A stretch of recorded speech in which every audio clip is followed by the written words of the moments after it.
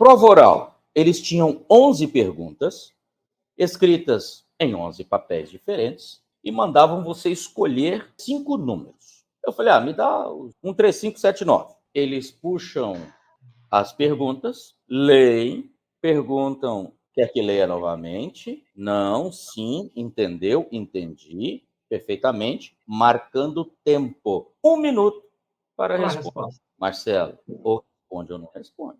Não dá para gaguejar em 1 minuto, é pouco tempo. A primeira questão, você acredita que na noite anterior eu estava lendo esse tema e eu tinha visto uma parte disso que caiu. O resto eu deduzi. Pergunta: discorra sobre balística intermediária e zona transônica. Caraca! Eu tinha acabado de... Eu já sabia. Não, a gente aprende muito bem, até no próprio projeto IAT. É que o padrão é falar da balística interna, os fenômenos que afetam a progressão do projétil ali dentro do cano, a balística externa, fenômenos que afetam o projétil fora do cano, balística terminal, fenômenos que acontecem quando o projétil toca o alvo. Na nossa pós-graduação lá, a matéria de balística é uma das mais completas. O professor Rocco arrebentou. Mas volta Porque aí. isso é uma matéria que está sempre em evolução, Marcelo. Essa matéria já tem muito se falado numa balística intermédia, que seria os fenômenos que afetam o projétil no instante em que ele sai na boca do cano da arma, mas ainda está sob a influência dos gases da queima do propelente. Olha só, até o raiamento, se o raiamento não estiver terminando ali a coroa, né? Na ponta, na coroa, se ele não terminar com perfeição ali na coroa,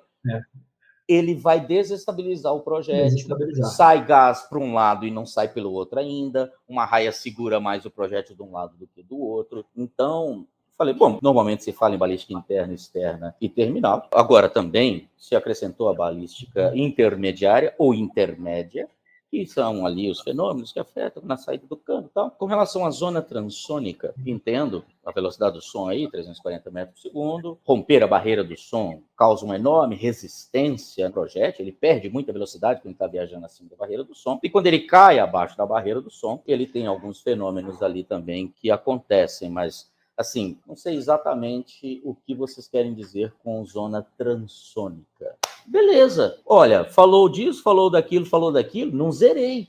Eles têm uma espécie de checklist sobre coisas mínimas que você tem que demonstrar que não é um estúpido na matéria. Vou tirar um pontinho aqui, porque você perdeu da zona transônica, mas salvou alguma coisa aí. A zona transônica, na verdade, é aquela zona em que o projétil deixa a velocidade do som e cai para a velocidade subsônica.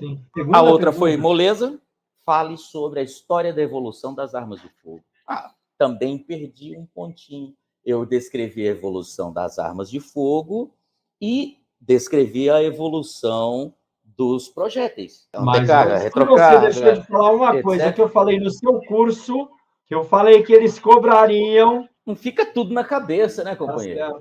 Que eles queriam ouvir o seguinte: a evolução das armas de fogo, como elas foram criadas e como se desenvolveram, isso é uma coisa rápida de falar. A evolução das armas de fogo, ela obrigatoriamente está conectada com a evolução dos projéteis, da munição, e também conectada com a ignição, não é? O start inicial. Eu falei da parte do projétil e das armas de fogo, mas não falei sobre a parte da ignição inicial, que também foi uma grande evolução na história das armas. Né? Lá na pós-graduação também nós temos uma doutora em História, inclusive, a professora Carla Curso, que fala sobre o histórico de armas de fogo. E na classificação, eu e o Fedato discorremos bastante exatamente esse tema aí. Próxima pergunta. Explique o protocolo RCP. Eu parei um minutinho para falar RCP, reanimação cardiopulmonar. Marcelo, eu não me lembrava dos detalhes, porque de 100 a 120 compressões, até 4 centímetros de profundidade, não pode parar por mais de 10 segundos de interrupção, a cada 30 compressões,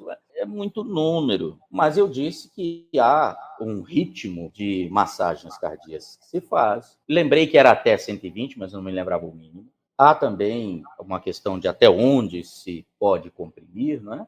Para evitar até uma lesão nas costelas. Muito superficial não gera o efeito de bombeamento, muito profundo forte. Pode gerar uma lesão tórax. Tem que dar o retorno completo, né, a cada compressão. E então também, olha, o senhor não comentou aqui sobre, por exemplo, a troca do socorrista a cada 2 minutos, que o cansaço prejudica a qualidade do procedimento. Tal. Próxima pergunta. Marcelo, a próxima foi uma pegadinha. Olha só, não me perguntaram quais são os fundamentos do tiro. Perguntaram, alguns dos fundamentos do tiro são dispensáveis? Se sim, por quê? Fundamentos do tiro, base, empunhadura, visado, acionamento do gatilho e respiração. Respiração porque a Polícia Federal ainda fala da respiração. Eu disse assim, olha, vamos separar as coisas. Para um tiro perfeito, preciso, ter uma boa sequência, um bom agrupamento de tiros, nenhuma é dispensável. Agora, se é para acionar uma arma de fogo, mesmo faltando alguns, eu creio que, apesar de eu ter a base, deitado, eu posso atirar sentado, eu posso atirar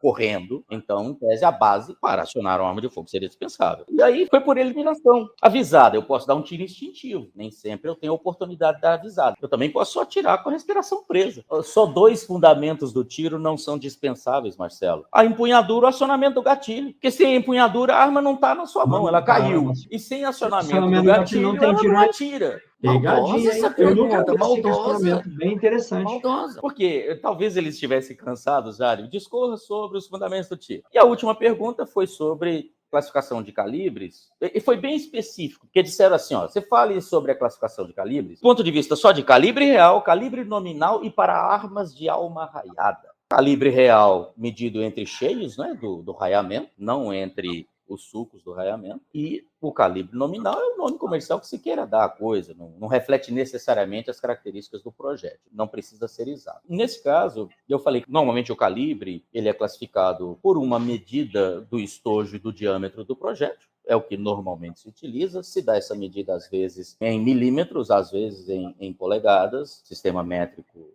decimal ou sistema americano, inglês. Mas, no fim, o instrutor disse, muito bem, mas eu vou tirar um pontinho do senhor aí. Ah, vagabundo. Eu falei, mas que foi dessa vez? Essa aqui eu não errei nada. Ele falou, então, o senhor disse que as medidas classificatórias, elas dos calibres, são feitas ou em milímetros ou em polegadas. Na verdade, não existe calibre em polegada. Nenhum calibre tem o tamanho de uma polegada de arma de fogo, né? Só calibre de canhão. Então, são frações de polegada. O senhor não disse frações de polegada. Então, são milímetros e frações de polegada. Ele está coberto de razão. A .50 é meia polegada, não é?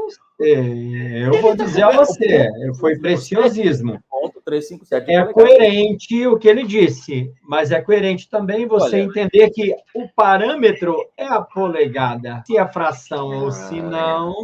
Olha, eu disse que se amanhã eu quiser inventar uma arma de 1 polegada, quem vai proibir? Vai ser um trambolho. É que ela não existe ainda, né, cara?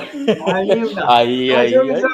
Mas tudo bem. Eu acho que ele estava querendo mostrar um pouco de conhecimento. Porque, veja só, acima da calibre .50 já não se fala mais em calibre de arma de fogo, é calibre de canhão. Aí você vai para 20 milímetros. O canhão é arma de fogo. Tudo bem, mas aí vamos separar, né? As portáteis de porte. Sim, claro. Mas me roubou esse pontinho aí, mas não fez falta, né? Não teve problema. O importa é passar. Para quem quer memorizar isso, as 5 questões que você escolheu dentre as 11 é 1 minuto para responder cada uma, e quando termina o tempo, cala a boca. Para de considerar qualquer coisa que você fala depois deste minuto aí, mas dá para responder. Apesar de parecer estranho você contar a história das armas de fogo em 1 minuto, dá. Você fala o mínimo necessário, tá ótimo, não tem problema nenhum. E aí, exceto um outro tropeção pelo caminho aí, deu certo.